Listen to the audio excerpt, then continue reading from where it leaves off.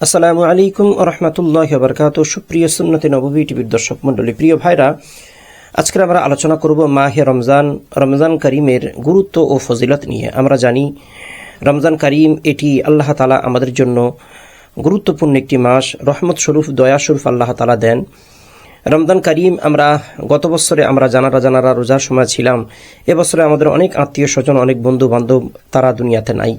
এটি অনেক সৌভাগ্যবান যারা হয়, আল্লাহ তাআলা এই রমজান করিম তাদেরকে আল্লাহ তাআলা প্রদান করে থাকেন। কাজেই আমরা রমজান করিম পেয়েছি, এটি এই কারণেই পেয়েছি যে আল্লাহ তাআলা যেন আমাদের গোটা জিন্দেগির গুনাহ ক্ষমা করে দেন, যেন আমরা আমাদের আমলের মাধ্যমে, আমাদের ইবাদতের মাধ্যমে, খোদাভীরুতার মাধ্যমে আল্লাহ তাআলা থেকে এই জিনিসগুলো যেন আমরা অ্যাচিভ করতে পারি, হাসিল যেন করতে পারি।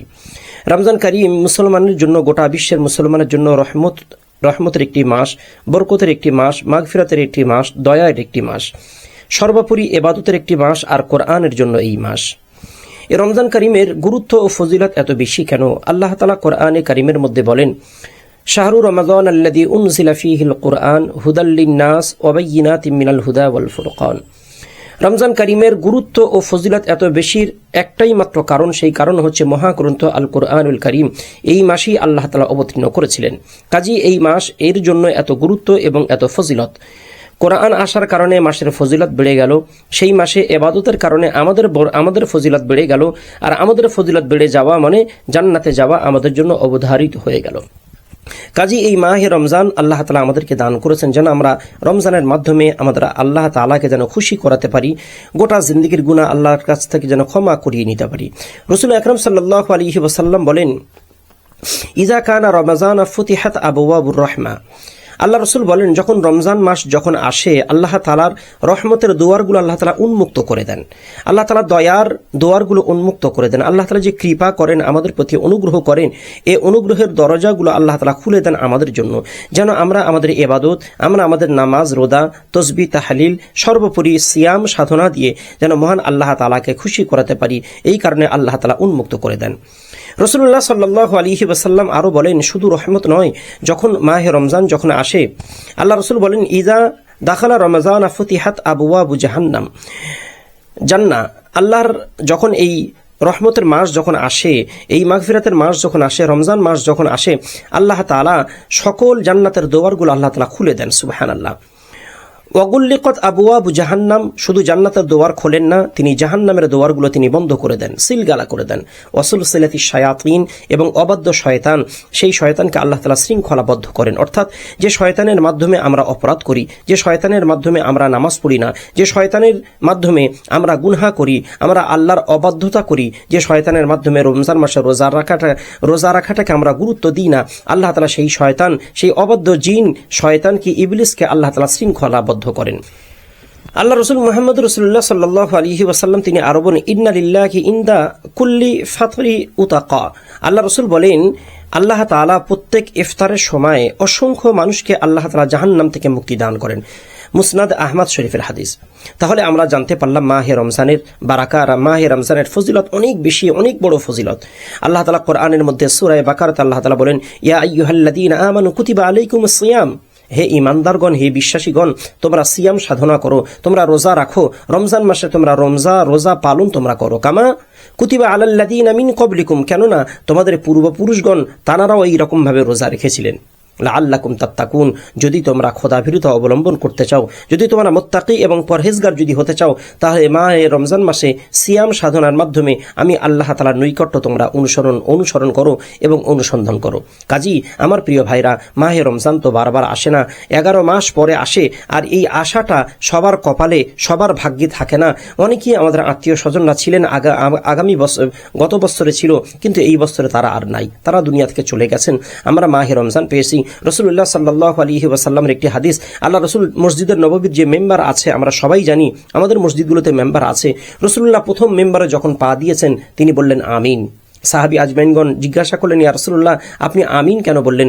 রাসূলুল্লাহ সাল্লাল্লাহু আলাইহি ওয়াসাল্লাম বললেন, আল্লাহ তাআলা এইমাত্র আমাকে বললেন জিবরিল আমিনের মাধ্যমে যে আমার নবীকে আপনি বলে দেন, যারা রমজান মাস কপালে পাবে, তকদিরে একটা রমজান পাবে এবং রমজানের মাধ্যমে তার জিন্দেগির গুনাহ খাতা ক্ষমা করিয়ে নিতে পারল না, সে যেন ধ্বংস হয়ে যায়। আমি রাসূলুল্লাহ সাল্লাল্লাহু আলাইহি ওয়াসাল্লাম তাতে বললাম, আল্লাহুম্মা আমিন। কাজী আমার প্রিয় ভাইরা, আমরা সকলেই জানি, যদি এই মাহে রমজানের মাধ্যমে আমাদেরকে যদি না পাপ মুক্ত করতে পারি, ক্ষমা যদি না করিয়ে নিতে পারি, তাহলে আমাদের জন্য ধ্বংস অবধারিত, অনিবার্য। কাজী আমরা যেন রমজানের মাধ্যমে রোজা, নামাজ, তারাবি, সেহরি এবং তসবিহ, তাহলিল, জিকির, আসগার, দান, সাদকা, খায়রাত এর মাধ্যমে যেন আমরা আমাদের গোটা জিন্দেগির গুনাহ যেন ক্ষমা করিয়ে নিতে পারি। আল্লাহ তাআলা সেই তৌফিক দান করুন। আর এই রমজান মাসে রোজা রাখলে বদলা কি পাবো, ফায়দা কি পাবো, এর উজরাত কি পাবো, শুনুন তাহলে। মুহাম্মদ রাসূলুল্লাহ সাল্লাল্লাহু আলাইহি ওয়াসাল্লাম বলেন, আল্লাহ তাআলা তিনি বলেছেন, ইন্না সাওমি লি ওয়া আনা আজিজি বিহি, যারা রোজা রাখে তারা আমি আল্লাহর জন্য রোজা রাখে, আর এই রোজার উপহার আমি আল্লাহ, একটা হাদিসে আসছে আমি আল্লাহ নিজেই উপহার হয়ে যাব, অন্য হাদিসে আসছে আমি আল্লাহ নিজ হাতে তাদেরকে উপহার দেব। কারণটা কি? আমরা নামাজ পড়ি, আমরা তসবিহ তাহলিল করি, আমরা দান করি, সাদাকা আমরা করি, আমরা যাকাত দিই, হজ আমরা করি, কিন্তু কোনো ব্যাপারে আল্লাহ তাআলা বলেননি এর প্রদান, এর অর্থ, এর সওয়াব প্রদান বা এর উজরাত বা এর পারিশ্রমিক আমি আল্লাহ নিজ হাতে দেব। কোনো ইবাদতের ক্ষেত্রে আল্লাহ তাআলা বলেননি। সকল ইবাদতের ক্ষেত্রে আল্লাহ তাআলা ফেরেশতাদেরকে দায়িত্ব দিয়েছেন, আমার বান্দা ইবাদত করেছে, আমার বান্দা নামাজ পড়েছে, আমার বান্দা রোজা রেখেছে, আমার বান্দার এই উজরাত, এই পারিশ্রমিক, এই বদলাটা তোমরা দিয়ে দাও, তোমরা লিখে নাও, তার আমল তোমরা লেখো, তোমরা লিপিবদ্ধ করো। কিন্তু শুধুমাত্র একমাত্র রোজার ক্ষেত্রে আল্লাহ তাআলা কেন বললেন ওয়া আনা আজিজি বিহি, তার উজরাত আমি আল্লাহ নিজেই হয়ে যাব, কিংবা তাকে আমি নিজ হাতে উজরাত প্রদান করব। এর কারণটা কি? পারিশ্রমিক প্রদান করবো, এর কারণ কি?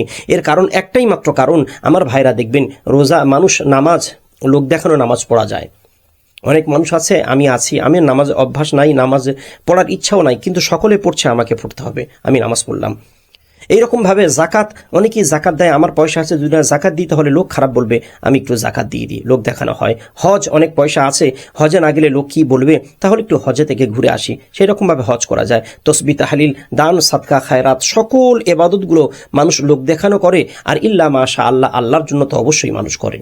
তো সকল ইবাদতের ক্ষেত্রে লোক দেখানো আছে, কিন্তু একমাত্র শুধুমাত্র রোজা, এর ক্ষেত্রে কোনো লোক দেখানো নাই। কোনো লোককে দেখিয়ে সারাদিন কোনো পাগলও কেউ রোজা রাখবে না।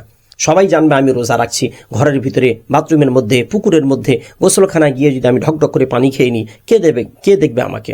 কেউ আমাকে দেখতে পাবে না। কিন্তু বান্দা যখন এই রোজা যখন রাখে, আল্লাহ তাআলা বলেন সকল ইবাদত তো মানুষকে দেখানো যায়, কিন্তু রোজা মানুষের দেখানোর জন্য কেউ করে না। রোজা একমাত্র আমি আল্লাহর জন্য করে, আমি আল্লাহর জন্য সিয়াম সাধনা করে, আমি আল্লাহর জন্য সারাদিন অনাহারে সে থাকে। এই কারণেই আমি আল্লাহ তাআলা নিজ হাতে তাকে সওয়াব প্রদান করব। সুবহানাল্লাহ। কাজী রোজা আমরা করছি, আল্লাহর জন্যই রোজা করছি। এই কারণে আল্লাহ তাআলা এর উজরাত, এর পারিশ্রমিক আমাদেরকে আল্লাহ তাআলা দান করবেন।